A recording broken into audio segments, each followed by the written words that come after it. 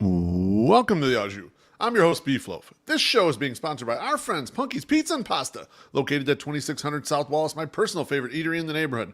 They have the best selection of pizzas and pastas, as well as sandwiches and salads of any spot in Bridgeport. Currently, they have a terrific Monday nights only special. One medium cheese pizza for $12.99. No promo codes, no minimums. Just place the order after 3 p.m. and you get one medium cheese pizza for $12.99. Toppings can be added, but at their normal prices. Hit the website, punkypizza.com, for all your carryout or delivery needs, or to cater your next party. You can also call 312-842-2100. The Scarlotta family will take care of you. Punky's Pizza and Pasta. This show is also powered by you, low one and weight supporter. Please subscribe to our YouTube channel. Feel free to tickle the undercarriage in the process. Like, comment, turn on notifications, and most definitely super chat, because that's how we get paid. That's how we continue to make the content you know and love. Tonight's guest, unfortunately, is just me. It's going to be me here by myself. Many BeefLoafs. We'll have many BeefLoaf thoughts this evening. I wanted to get in here and talk a little White Sox. The 108 podcast, we've been focusing more on the fun, all the bullshit and the booze stuff, and less about the baseball. And here I've constantly had guests. So we're going to get into a few things that I've been thinking about. Yes, Mrs. Beef, the picture is terrifying. I believe Soxwood made that, and I haven't thanked for. I wish he'd come back to the internet. I miss him. So, but anyway, we're gonna we'll talk a little White Sox. Got a few different thought processes here, and love to hear your comments. Anyone who's watching this live, feel free to jump in. Give me your thoughts as we go. Let's get to this drink first, and it's Schlepp's Pappy says, "Woo, solo beef." Because we don't need no stinking vegetables. That's right. I mean, that was almost my dinner. I had a steak and I had a little bit of spinach Mrs. Beef made me. So thank you, Schlepp's Pappy. I want to get into some potential moves the White Sox are going to make this offseason, or where we stand on these things. The first one for me is, should the 2025 White Sox love Sosa? And, of course, I'm talking about Lenyn Sosa. He finished the regular season with a flourish, and the White Sox don't really have a incumbent second base prospect flying up that is destined for this spot. So I'm curious to see what the White Sox decide to do. The argument for Sosa, I'll put his stats up on the board. His 2024 season was better than prior seasons, but still below average hitter. He has 642 OPS, and that's 84 OPS plus. OPS plus average, league average is 100. A little bit of pop there. You can see his career numbers are pretty terrible. I mean, his first few times up, he was basically atrocious. It's a lot of strikeouts. It's almost no walks. But in the middle column there, you'll see his September stats. And his September stats are a different picture. We have a guy who hit the shit out of the ball. Hit 373 batting average, 398 on base. Man, it's just like a tremendous player there. I think I slugging's messed up there. It's photocopying the top. 4 home runs down the stretch.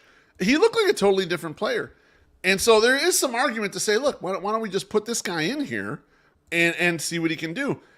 His late season hot streak, though, had a 435 BABIP. And what that means is, like, out of the balls in play, almost all of them were falling. League average would be like 300, somewhere in that range. He's hit 435 on the balls that he didn't play. That's not likely to happen again. He did have a 193 ISO. That's isolated slugging. So that means delta between his slugging and his batting average. That's good. I mean, a second baseman that does that is probably someone on pace to hit 20 home runs for the year. He hit 4 home runs in the month. So, like, if that power can keep up, I mean, he could be worthwhile there. Some flaws, if we're going to love Sosa, we need to confront some flaws that Lenyn Sosa has in his profile. Number one, he never walks. Okay, and the White Sox have a team full of guys that also never walk. So it's not a great addition to the group. And we'll talk about a couple guys later that don't walk very much either. But Sosa walked during his heater in that month of September, 3.4% walk rate. He had a 3.3% walk rate in 2024 in total. And his career walk rate is 3.1%. Just to give you an example, what the league average is. So this is like the average player walks about 8.2% of the time. So Sosa's swinging at goddamn everything. And I know we're kind of used to that, right? But you got a lot of other guys in the lineup. Luis Roberts, a guy who kind of swings at everything, and he's in theory your best player. A lot of these guys don't walk very much. And so adding another guy who walks way less than even those guys is brutal. The guys who make it with real low walk rates like that, like 3% of the time, they're usually your up the middle, real strong defensive players, shortstop, center fielders that are just elite with the glove, or occasionally it's a Luis Ariz type that just makes so much fucking contact, it doesn't matter if they need to walk. Sosa is neither of those. He's barely a defender. We'll get to him at second in a minute.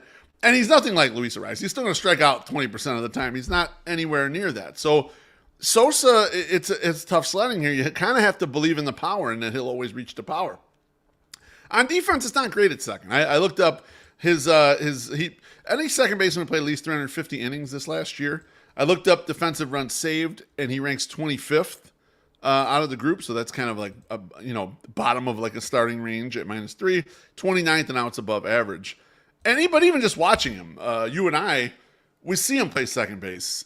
It's fucking ugly. It looks like he just doesn't have it as far as like the natural ability there, the instincts, the baseball IQ to really play second base at a high level. And so that's a little troublesome with his profile. The last issue with Sosa, my opinion about whether or not the White Sox should try to kind of keep him here on the roster, is specifically that he's out of options. So if you keep him, you cannot send him down to the minors. He has a bad 2 months. You're just unleashing him, throwing him out there. It's possible he clears waivers, but you got to remember a guy like Romy Gonzalez got claimed, and then he was gone. You didn't see him again. So there are potential issues there with if you decide to make this decision, the guy might be gone if he has a little bit of a rough streak. I want to take a look next at the people that are vying for infield spots here. When you think about keeping Sosa, I'll put a graph up on the YouTubes, and I'll read it for the podcast listeners. White Sox infielders on the 40-man roster. So here's the guys that are currently here. Not all these guys will end up being here when we get to 2025 because arbitration raises or other things, or they have minor league options that get pushed down. But Nicky Lopez, Jacob Amaya, Brooks Baldwin, Miguel Vargas, Brian Ramos, Andrew Vaughn, Gavin Sheets, we'll get to those guys later. Braden Shoemake, I almost forgot about him. And then Colson Montgomery is going to need to be added to the 40-man roster. These are all infielders right here. Now, they're not all second basemen or guys who would play second base, but you start squeezing Sosa's value out here because a couple of these guys are third basemen, right? And so there's less time for Sosa to go over there and play third base. I don't know what the White Sox are going to do with Brooks Baldwin. I don't know if they think, look, he's a second baseman and he's a priority at second base, and that really makes it even harder for Sosa too. Because Baldwin's a much better athlete than he is. He's a much better defender than he is. And so I don't know if they're gonna try Baldwin out short. They're gonna move him back to second. Not really sure what they're gonna do with him. Sosa does hit left-handed pitching, but as aforementioned, like a bunch of these guys are right-handed hitters. Vargas is a right-handed hitter. Ramos, Andrew Vaughn obviously at first. Baldwin's a switch hitter. They have right-handed hitters in here, and so there's not a lot of utility in a guy who. Oh, he hits left-handed pitching, but a lot of these guys fucking hit left-handed pitching. So maybe it's maybe it doesn't matter. Like regardless here. So the White Sox also could, if they wanted to, say to themselves, well, if we don't have a second baseman, and we don't really believe in Sosa. They could look at the free agent market. And I'll put the free agents up on the board right here. The valued free agents, the guys I'd be interested in, I don't think are going to be in the White Sox price range. That's Gleyber Torres, who homered in Game 1 of the ALDS for the Yankees. And then I like Brandon Lau, although I think the Rays will probably pick up the club option. And if not, they'll probably trade him $10.5 million there. You have a lot of guys that are, some of these guys hit a little bit like Brandon Drury, but they're not much on defense. And then you have other guys who are probably all defense and no bat, Jose Iglesias type players like that. And some guys that are just kind of over the hill, like I don't want to see Whit Merrifield. I know it's a big Royals thing, but I don't want to see Whit Merrifield in a White Sox uniform here. But the White Sox could choose to go outside and shoot at one of these guys and get a smaller deal in, bring someone in, and then that really kind of crushes Sosa's chances of making the team here. One thing that I didn't put up here, but the White Sox could explore too, is some teams are going to have guys that are second base only, And actually, the question in the comments, trade. No, Sosa has no options. He is out of options. Baldwin does have options, but they might want to give Baldwin more run, and then that's kind of the issue here. The other thing the White Sox could do, and I don't have a list of these guys, is they could look at other teams that have guys that are either on the Rule 5 bubble and that are like second base only, or on the 40-man bubble where they're like out of options and they might want to give them an opportunity. And like, I think both of those would be potentially as fruitful as keeping your own man Sosa here. I'm not saying they'd be better necessarily, but you might find something you like better. Maybe the guy's got a better glove, or he walks a little more, he's more consistently on base, or whatever. But I think it's tough sledding out here for our man Lenyn Sosa. I'm not sure he makes it. The last thing, and like they tried him at the very end of the year, and it could be an option here, and we're going to get to some other guys, that play his position, but you could throw him at first base. I mean, Sosa's 6 foot. He's kind of a fake 6 foot, but not as fake as Andrew Vaughn's 6 foot fakeness. He's got much more athleticism, though. Like, the range would definitely be there if you put Sosa there. So his defense at first would probably be just fine once he got used to playing a position. All that being said, you also have Brian Ramos, who you might end up having to push over to first, or Miguel Vargas, depending on how things work out at third base. And then also you have the incumbents. You have Vaughn and Sheets. Should you decide to keep them, we'll get to them in a second. So it gets really crowded at first base, and I'm not sure the White Sox would be willing to just devote, hey, Lenyn Sosa, first base is yours this year, my friend. Like, go ahead and go with it. He'd be learning a new position, and he'd be trying to walk at least, more than his 3%. And that 3% is so horrible. Like, truth be told, if he can just get up to 6 or 7%, and that's just 3 or 4 walks a month when you think about it, that would give him a fighting chance, but he's never really been able to do that. He's kind of just been a hacker the entire time he's been here. If I were guessing right now, I would put Lenyn Sosa's chance of being rostered at like 35%. He's not a great bench fit because he does not play short. Third base, we have a bunch of third basemen. So like the utility of using him at third base is kind of withering away there as well. He does have power though. And that to me, that's the key, because the White Sox just don't have enough power in general. And so that's where the spot where you might want to say, like, look, let's just see if he can make it. If he could turn into a 20 home run guy, even a guy who doesn't walk and plays an okay second base, that's worth sticking with for a couple years. That's not being an issue. I had Joe Sheehan on the Au last week, and he said the biggest utility of a bad team is you have 1,400 innings to pitch, 6,000 plate appearances, and you can find out a lot in that. And so I guess the question for you guys and for me as well is, do you spend some of those plate appearances that you have to throw out there on Sosa? And I'm not 100% sure. I'm leaning towards no, I wouldn't, but I'm not 100% out on him just because the power is potentially worth it if he can harness the kind of the rest of the profile. Let me get to this drink. Senior sucks. He says, White Sox talk, question mark. Just put the Punky's fries in the bag, bro. I want to talk some White Sox, Senior. We goof around a lot on 108 podcast. Today we're going to talk a little White Sox, but thank you for the drink. Sam Reeves says, keep Sosa only if Grady's staying. The only guy who can get anything out of him, hire Grady. Maybe. I not against Grady. I'm not necessarily for him either. Celeste Pappy says, fuck it, give him first base. Don't pay Sheets or Vaughn. His glove is marginally better than those. I think it's probably even more than marginally better with the range. And if he goes all in bat first, he shows more. Yeah, I think it's a possibility. I don't know if they'll go for it. There might be some first basemen out there that they might be more interested in, but I don't think it's a bad idea. I think it's totally fine. So nothing real bad to say there. But I would lean towards Sosa's probably not back with this team.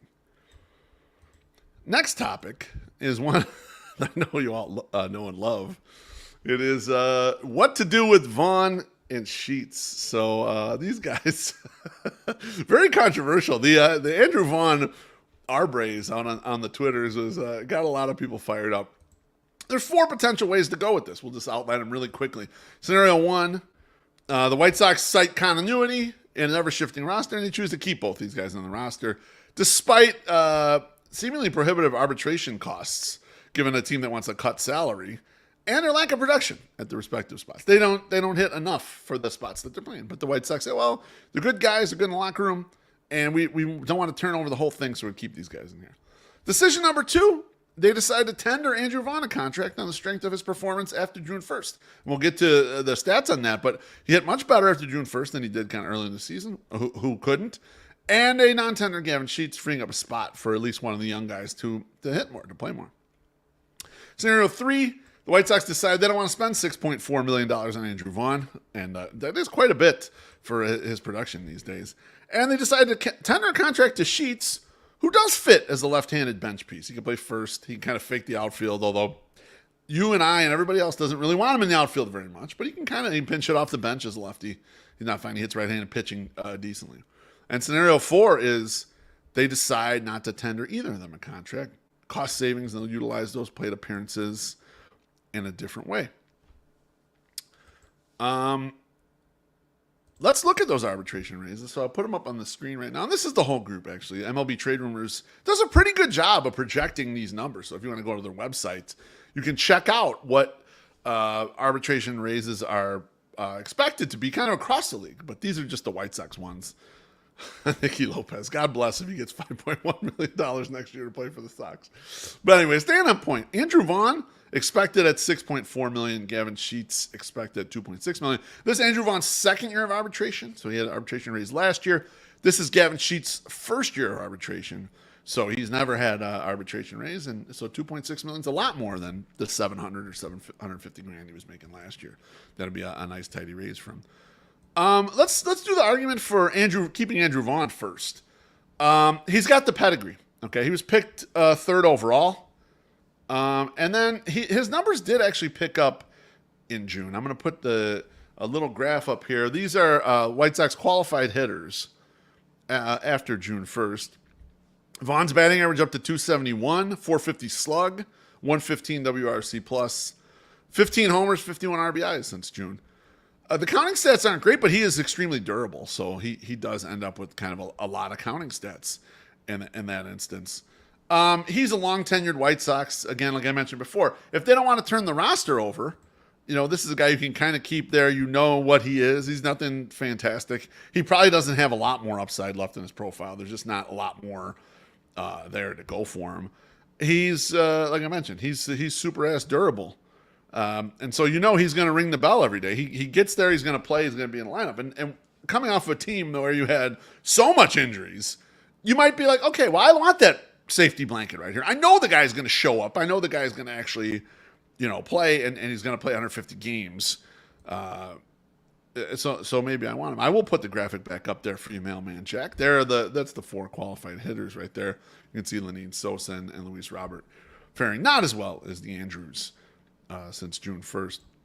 The things against Vaughn, and they're not so obvious things, I think, to the average Twitter user, because the arguments I see for him are borderline hilarious. They take no context at all in the fact that while Andrew Vaughn looks like he's about a league average hitter, when you put in the context of first baseman, and we'll put this out of 250 plate appearances minimum for first baseman, because some first base are platoon situations, so you can't not everyone's playing every day. Vaughn is 32nd out of 46 of these people in WRC plus at 97. He's 26th out of 46 in slugging at 402. This is for the 2024 stats. And he was 40th out of 46 in on-base percentage, 297. Those are not good numbers. Those are really bad numbers, actually. For season-long numbers for Andrew Vaughn.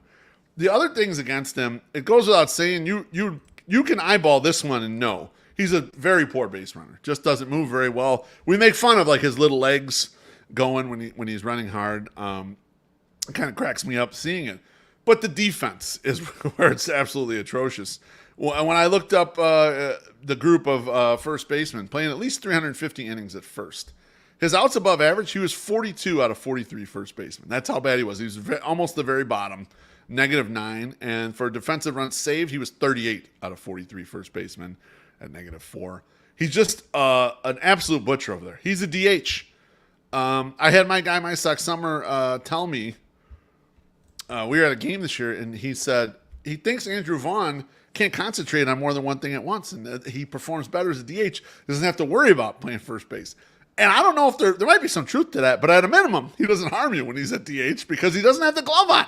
And he's just brutal with the glove. And he's tried to improve. I'm not shitting on the effort. I know he's tried to improve. I can tell he's tried to improve. He just can't move.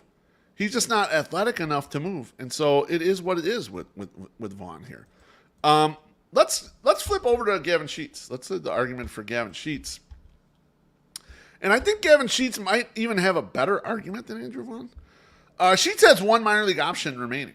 So in theory, you could take Gavin Sheets and send him to the minors at any point you need to. And that's a very nice thing to have. It's very nice to have a little flexibility in the roster and be able to put the guy down in the minors.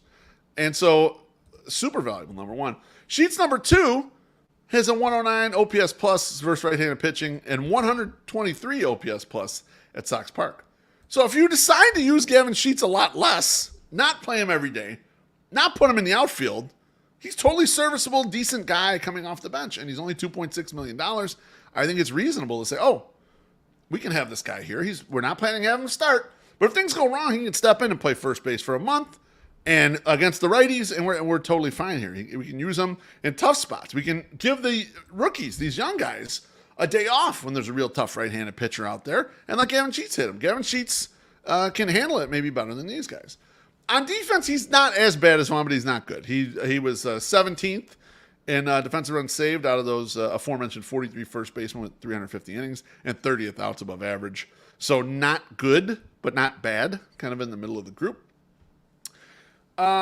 But you got to understand, he's basically just a bench bat at this point. And do the White Sox, cheap-ass fucking White Sox, want to spend $2.6 million on a guy who's a bench bat? Like, you're not carving out every day at bats for this guy. You can't play him against lefties. He just can't hit lefties at all. I know we have it burned in our head that he would do that little, dink the ball into left field against lefties, but he stinks against lefties. He's absolutely horrible and should never see the field against lefties. And so I don't know if you wanna bank on that. And lastly, he lacks power for a guy he's huge. I mean, he's way bigger. I measure myself against these players. My height, I'm about the same height as Brian Ramos, a little thicker in the middle than he is. And I'm much taller than Andrew Vaughn. But Gavin Sheets is bigger than the BeefLoaf, and he's got bigger shoulders than me. And he can't hit home runs, man. He did, 8 home runs last year? Brutal. And so you get tough with the power, and he's going to be 29 years old. He's getting up there in years. So those are the things against Gavin Sheets. If I were in charge, I'd get rid of both of these guys. I'd probably just let both of them go. I think probably what ends up happening is that Vaughn gets kept, and they try to DH him most of the time, and they'll put him at first when they need to slide one of the younger guys in there at DH. But if I had to choose between the two, perfectly honest, I would probably keep Sheets if I had a commitment from whoever the manager is. And Grady did a good job of this at the end of the year, to never put this guy in the outfield unless it's an absolute fucking emergency. I'm talking emergency like the game when Jermaine Dye had to play shortstop because everyone got kicked out. That's the type of emergency. That's the only time I want to see Gavin Sheets in the outfield holding a glove. That's the only time. But I think mostly you let go, but gun to head, if I had to keep one, it would be Sheets in this particular instance. Now let's get to a drink here from Trey. Trey says, drink. Let both first basemen go. I pretty much agree with you. I think you try something else there. The same idea with the second baseman. You could look down teams' rosters and see who's a 40-man crunch, who's a Rule 5 crunch that you might want to pick up. There's decent free agents at first base every year. So, I mean, there's always options there. And the downsides of those guys are probably a little bit worse than these guys, but not a lot. So you can either take a big risk and see if you can hit some upside, or take a smaller risk and maybe even you improve on the defense side and maybe don't, the hitting could be up and down. But thanks for the drink, Trey.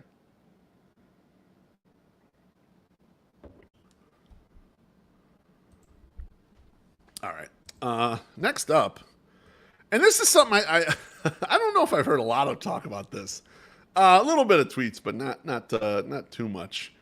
Is the White Sox bullpen, and we made fun of the White Sox during the contention window. We called it the Super Bullpen. We made fun of Rick Hahn spending all his money in the bullpen, and it got me thinking. I want to do a quick run through this bullpen for the last 2 years. So in 2023. I'll put the image up on the board. The White Sox were kind of tied to a roster full of higher-end bullpen options that weren't terribly effective. There were, you had Liam. He had cancer and he was out for the year 2023. So he's the one guy kind of missing from the discussion here, and he had been very, he'd been very good when he was pitching for the White Sox. But you had Joe Kelly, you had Kendall Graveman, you had Aaron Bummer stinking up the joint, you had Jake Diekman from the 2022 trade deadline when Hahn basically just like took the Red Sox salary dump. You have Ronaldo Lopez in here. Ronaldo turned out much better after he left the White Sox. When these guys are struggling, you couldn't just send them down. You couldn't just send them down to the minors.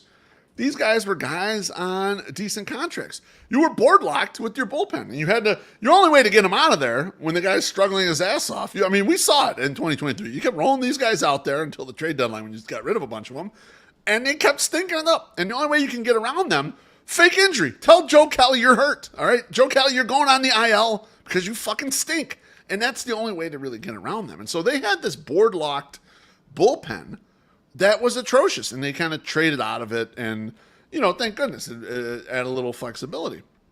However, starting 2024, my man Chris Getz and Brian Bannister, they're like, well, we're going to put together a bullpen on the cheap.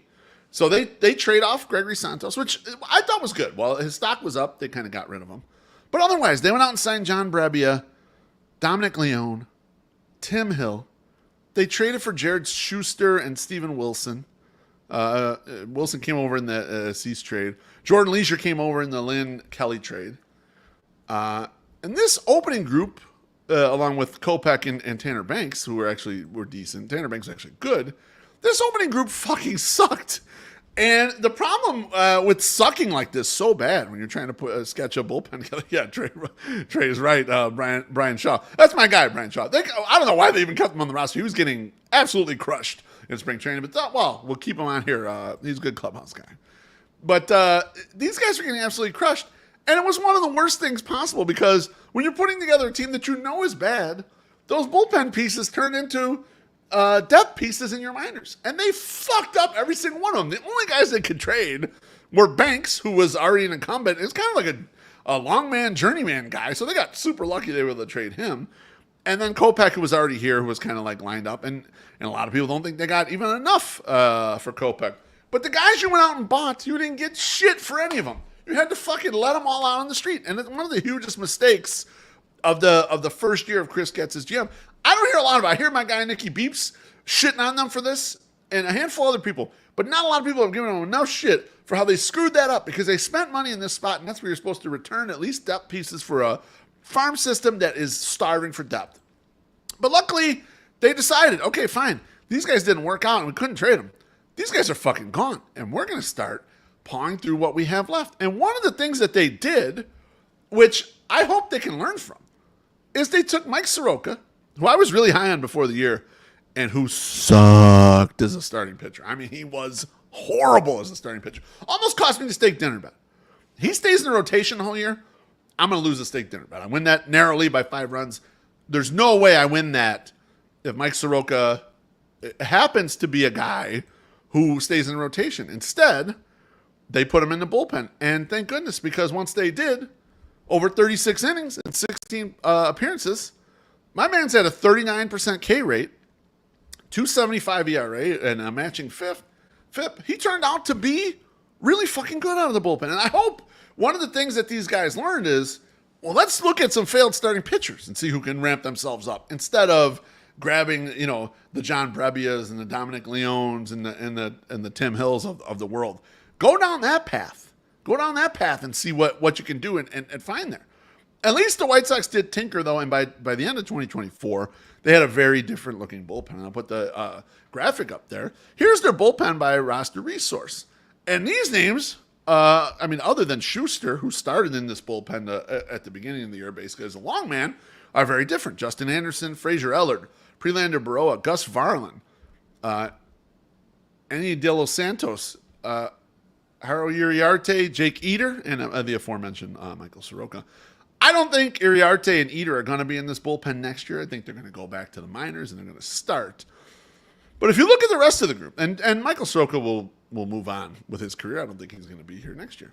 But you look at the rest of those guys, generally effective, And with the exception of De Los Santos, they've got minor league options, which means you now have a bullpen that, unbelievably, you can shift guys up and down. If a guy is struggling or has got arm fatigue or whatever, you can move that guy down to the minors and get a fresh arm up here. And that's how modern bullpens are built. And the White Sox have been so far that for so long. It's crazy. And it's exciting to see that it does look like this. Now, this bullpen, by the time we got to September, they were 12th out of the 30 bullpens with 3.56 ERA. Their FIP was lower, it was at 4.22. But this is great coming from a group that was basically dead last the whole year. That was getting dragged by some real terrible performances by some of these arms. And now, I don't want to put too much stock into their performance in September because they played a lot of dead-ass offenses. They played the Angels a couple times. You know, you played Cleveland. You know, you played the Tigers. You played a lot of teams that don't hit very much. So let's not assume that they're great or anything. But a lot of the performances here were outstanding. Varland and Baroa and Ellard, basically, for the three, for me, that really showed out. I mean, Prelander Baroa was received in that Gregory Santos trade along with Deloach and that draft pick. And Baroa was better on the stretch than Gregory Santos. So, I mean, like, that's something to build on. It looks good. And guess what? We have that. I'm going to put the graphic back up so you guys can see that they have all these guys and they have a lot of minor league options. But there's a lot more waiting in the wings right here. The guy that they got in the Robbie Grossman trade, I'll call him AHT because there's no way I could pronounce his name. The guy they got in the Eloy trade, Trey McGough, Josemir Cousins, Peyton Pallette, who shot up to Double-A quickly, you know, and was dominating there as a reliever. If you still believe in Jordan Leisure and Steven Wilson, they're here for you. They got options, and maybe they'll have a resurgence next year. I'm not. I found myself not as big of a Jordan Leisure fan because he doesn't appear to have the strikeout ball in the major leagues. But if you like those guys are also here on the periphery, and so it just seems like the White Sox bullpen is better built than it was even 18 months ago with the flexibility that they have. And now, if I'm them, I still do add an arm or two. I still do spend a couple bucks and hope to trade those guys next season. But this looks like a group that you can get off of some guys if they're struggling. If any of these guys, and yeah, that Clutch Hat says Ellard, Baroa, and Varland should all be here next year. Agreed, and I think they will. But if they're ineffective, it's okay because they got minor league options to send them to Charlotte. Someone else, a fresh arm, comes back up. A lot of these teams, that's what they do during a year. They just revolve the arms. They bring the fresh arm back up. Okay, that guy has been ridden hard for the last month. Send him to the minors, give him a little rest. You get him just a tiny bit of work, but you let that arm recharge and someone else takes their spot. And the White Sox do look like they've transitioned into that position, which I like very much. It's one of the few things that, like, it came out of something bad. They should have gotten more for these relievers, but they didn't. So a bright side, if you will, from that stuff. And yeah, I wouldn't be he says, give somebody with actual closing experience like $10 million and just say, fuck it. I agree. Like, get a low-end closer and then look to trade those guys. And actually, truth be told, I'm not married to anyone in this bullpen currently either. What they did with Gregory Santos with getting Baroa, who was basically a replacement for Santos, plus some other shit, they should be doing a lot of that. Keep doing that. I don't mind if they want to trade some of these guys. All right? Go ahead and get back in it. This is like where it could be a strong point for the White Sox if they can flip out of these positions regularly and keep adding. They need to keep adding. The depth thing is huge. We saw with the last group. We didn't believe it, and then we saw it come to fruition. We said, well, they have enough depth. But they got the superstars. Don't worry about it. And those guys start failing, and now you have no depth, and you ain't shit. And we saw it. We don't want to see it again. We need more. We need more depth, and keep going. If you have to trade some of these guys, get that depth, it's fine. There's no problem with it. Last thing, heading into 2025, then you guys quit hearing me blabbing. The opening day starter for 2025. I want to predict it right now because I want to get my name out there saying this before anyone else does. I was talking to Mrs. Beef about this, and I asked Mrs. Beef, who do you think is the opening day starter for 2025? And right off the top of her head, she said Jonathan Cannon. And I think that's a strong choice. I'm going to put a graphic up on the YouTube screen listing the 5 starting pitchers for the White Sox at the very end of the season. You guys all know Garrett Crochet was in there, Sean Burke, Jonathan Cannon, Davis Martin, the Dart, and Chris Flexen. My guess is that Crochet is traded. I think it's, as much as I would love for Crochet to stay here and just dominate here, I think they're in a spot where they feel like they're not going to turn it around fast enough for him to be effective. I don't think they're going to give him the money he wants. I think he thinks he's going to get a lot of money. And so I'd let him gamble on himself, unfortunately. And so I would probably trade him. Chris Flexen probably won't be here. Despite his valiant effort to get 160 innings. I mean, good for him. Shitty ass fucking team. No run support. And the guy battled every single fucking game. And he wasn't good all the time. And they had to put him out in the bullpen because he was bad sometimes. But he battled back. And he pitched better in the second half. And I respect him for that, for going out there and taking the ball like that. But I don't think it's going to be him. So you kind of get down to these three guys in here. Burke only made a handful of starts. He was very effective, but I don't think he's going to be the man. And then you got John Cannon and Davis Martin. Let's leave those two for now, being like the two front runners. The White Sox also had a couple guys who were injured at the end of the season. Pull up the injury list right now in Kai Bush and Drew Thorpe. And no, I don't think Mike Clevenger will be back. And God forbid if they sign that motherfucker again. Like, there's just no reason to bring him back. But it just wouldn't shock me. He's like a friend of a minority owner or some shit. He's like a buddy of somebody, and that's why he keeps finding himself back here. Jesse Schultens, I don't think will be in the rotation, even though they list him as a starter. He got his accounting degree. I mean, he might be better off doing what I do. I'll put in a good word for him. Actually, if we're hiring, I'll bring him in. But Kai Bush, I don't think Kai Bush starts on the major league roster. I think they're going to push him back down. He just didn't look right at the end of the year for seasoning. Drew Thorpe, I hope Drew Thorpe is ready by the time the season starts.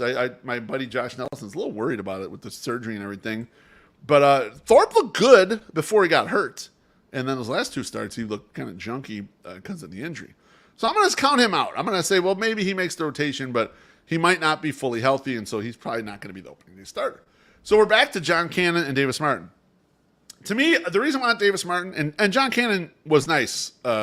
He was the third in innings behind Crochet and Flexen for the White Sox this year, which is impressive for a guy you weren't even expecting to be in it.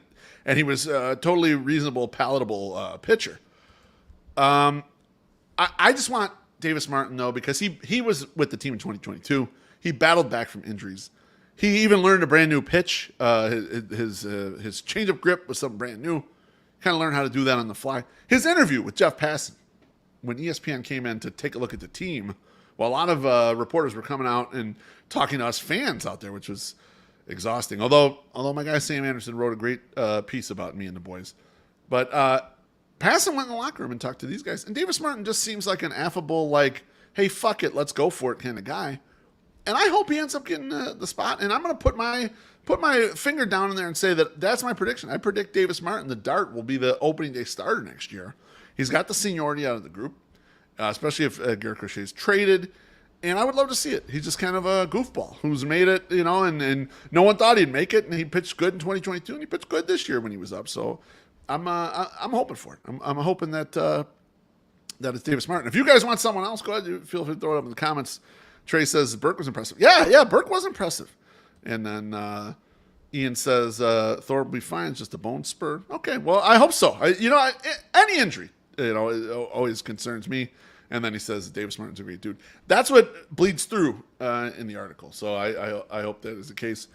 Clutch Hat says Flexen's get another deal with someone. Yeah, I agree. I think he will. I think the White Sox will. They just won't take. Like, I think he fits fine on this roster, but I think they'll take something they perceive to have more upside. So I think it's going to be the case there. Real quick, Trey says, how can they get Ramos and Vargas both regular bats? One of them will have to play. One of them will have to DH or play first or play the outfield. I mean, like I think that's part of looking at the Sheets and Vaughn calculation is you might need to get those guys off the roster just to open the spot. I think there's there's a reason for that there. And I don't know what they're going to do in the outfield. I don't know what they'll do with Dominic Fletcher. I assume Benintendi and Luis will stay in their spots and that no one's getting traded there. But that's for another show. I've talked on too long. It's probably boring to listen to me talk this much. So just want to we'll end it there. Next week's guest, nobody. Taking a goddamn week off. We've been going hard. What a way, we're going hard. We'll take the week off next week. In 2 weeks, My Sock Summer is going to join me on here, and we're going to give away the GFY Awards. So that's, if you don't know what that is, I'll be putting out some videos this week to make sure everyone is on board, understands what's going on with the GFY Awards. We'll do that. There's also no 108 podcast this week, so you're going to have a full week without the 108ers. Anyway, thanks to Punky's Pizza and Pasta and all you in the 108 family who was up in the YouTube comments. Appreciate you smashing the like buttons, tips and drinks and comments and all that shit. Love you guys. Thanks for listening. Really appreciate it. And I'll talk to y'all soon. Bye-bye.